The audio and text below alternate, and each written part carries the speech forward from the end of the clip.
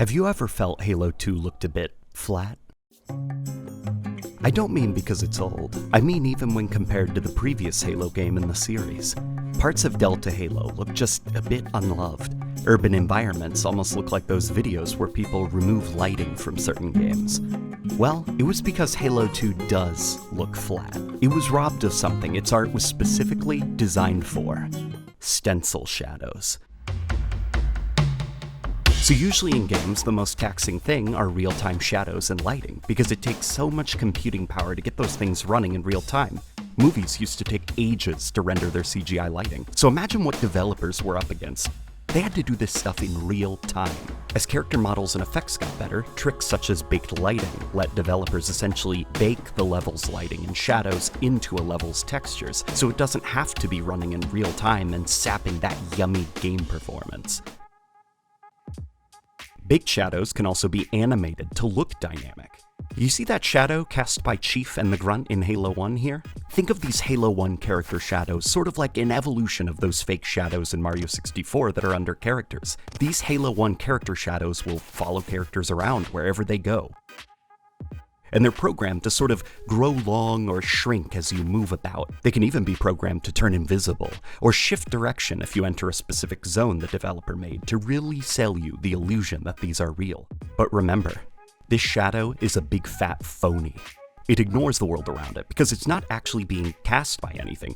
It's just a drawing designed to then move and look like a real shadow. And if you're in a situation the developers didn't account for, well, that shadow will keep on doing what it was designed to do. Be there, even if it means accidentally not facing the correct way.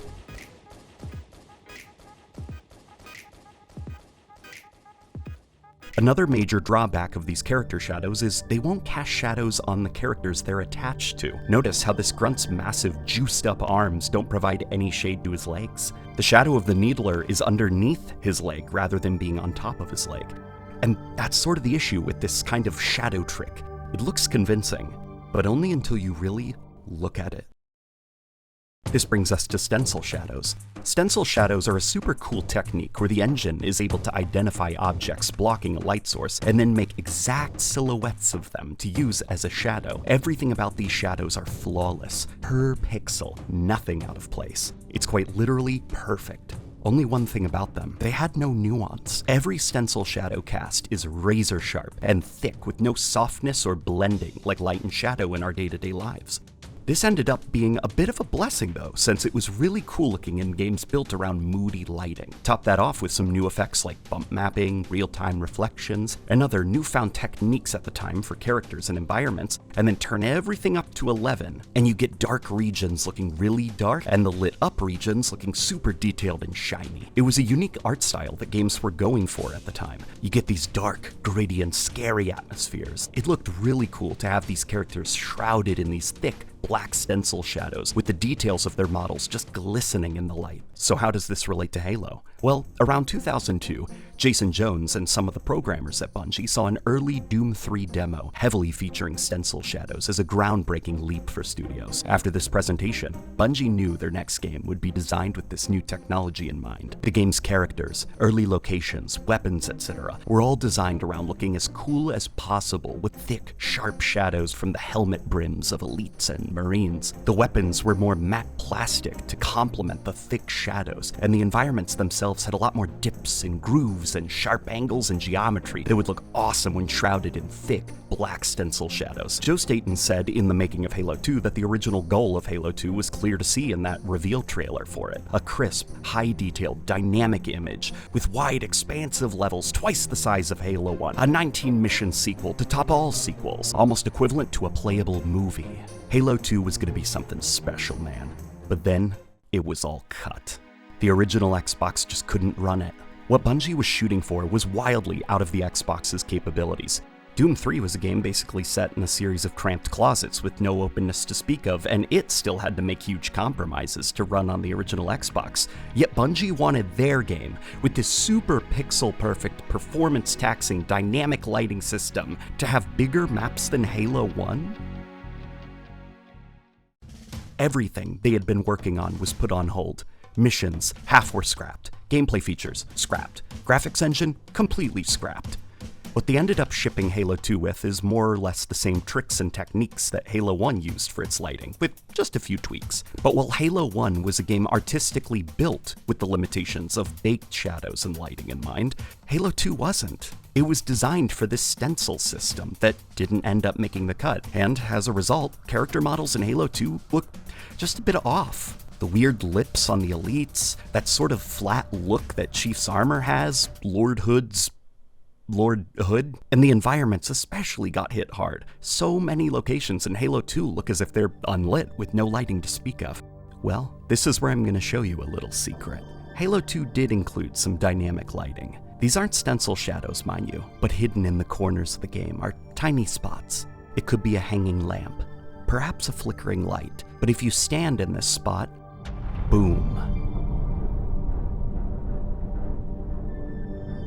What you're seeing here are just ordinary dynamic shadows. Unlike stencil shadows, they're not pixel perfect. The further away an object is from the dynamic light source, the crappier and more pixelated the shadow becomes, which is why this shadow looks so atrocious here. But use your imagination just for a bit. What would happen if we put another character under this light? It's like a missing piece of the puzzle fell into place. The elite's helmet casts a deep shadow over its face, with the only details being its lips curled into an angry sneer. Suddenly, those weird lips the elites have look kinda cool. Hell, look at the grunts. All the lights on the grunt armor make so much sense now that we're seeing a grunt under a dynamic light source. Or the brutes. Shikai Wang, one of Bungie's lead artists, mentioned a while ago feeling embarrassed about the final product's brutes because of their sort of goofy look, and after seeing a brute in these lighting conditions, I can see why Sheik felt that way. The brutes weren't meant to be so flatly presented. All of these were supposed to be seen with thick shadows drawing attention to the more aggressive parts of their designs. It's almost like that comic book style of inking where everything has a solid silhouette because of how deep the shading is. But what of Lord Hood, I hear you ask? Believe it or not, he looks pretty awesome with some dynamic lighting. You can see here that he looks a bit more like an early 2000s Ron Perlman, rather than the bowl of mashed potatoes he ended up being in the final game. The bump maps now that are shining in the dynamic light also help show that he's actually an insanely detailed model. Look at those throbbing, thick old man veins on his hands. Now, I know you're also asking about the Flood, so here they are in their tentacly glory.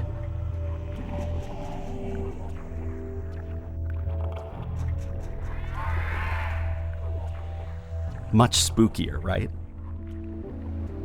Here's some hunters.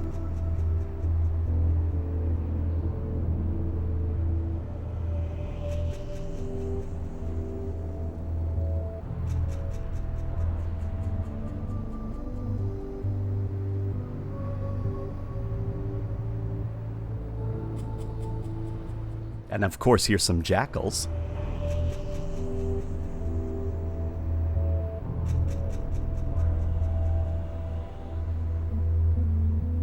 And there's so much more.